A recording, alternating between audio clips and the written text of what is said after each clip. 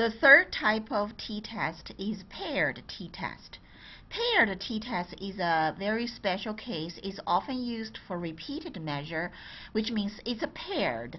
The group is two different times.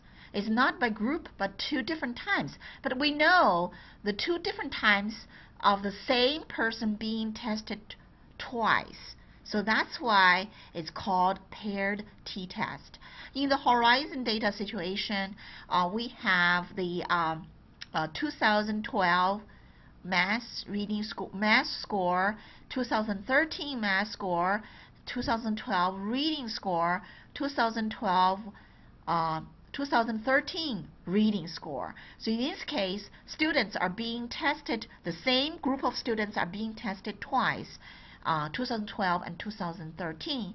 In this case, if we will want to compare, if the same group of students score the same in 2012 and 2013, we use paired t-test.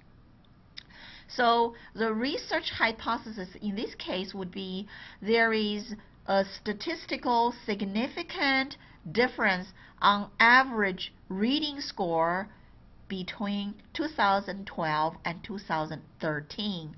Again, there are only 99 cases, so we can use the probability of error at 0.05 level, which means if the p-value or the sig is less than 0.05, we accept our research hypothesis by saying there is truly a difference.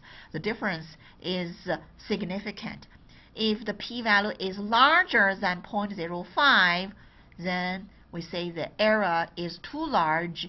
We cannot assume there is a significant difference. There might be some differences, but the differences is too much of an error. We cannot conclude this is going to be a consistent, reliable conclusion. Statistically, it's not significant.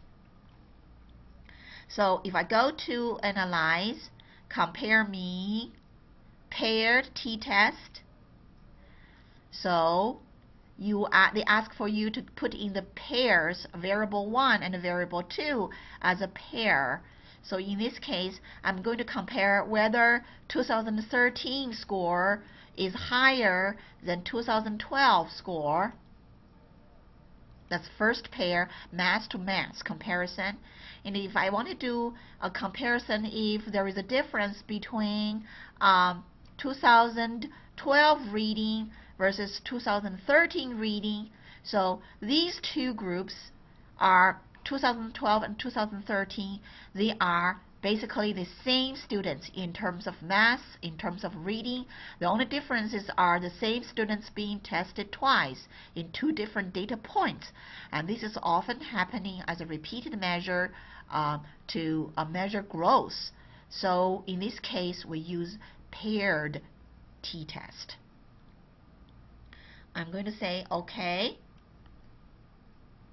You will be able to see pair 1 comparing 2013 to 2012 math result, and the mean of 2013 is like 2 points more than 12, and the reading 2013 between 2012 is also 2 points more than 2012. So there is about 2 points difference between 2012 and 2013. My question is this 2 points difference consistent? Is this significant? Is this statistically significant by comparing the error point of 0.05 as benchmark? So this is a comparison correlation between the two. The correlation is 0.898. It's significant. By looking at the mean difference of 2000 and 2012 and 2013 in comparison is positive 2.242. Mean comparison, if I put 2012 ahead of 2013, then it's a negative 2.237. So it depends on which one you put at the beginning. If you put 2013 ahead, you get a positive. If you put 2012 ahead, you get a negative. So is this difference significant. So by looking at the p-value here, you can conclude, yes, the probability of error is less than 0.05 as we set up as a benchmark, so the error is almost none.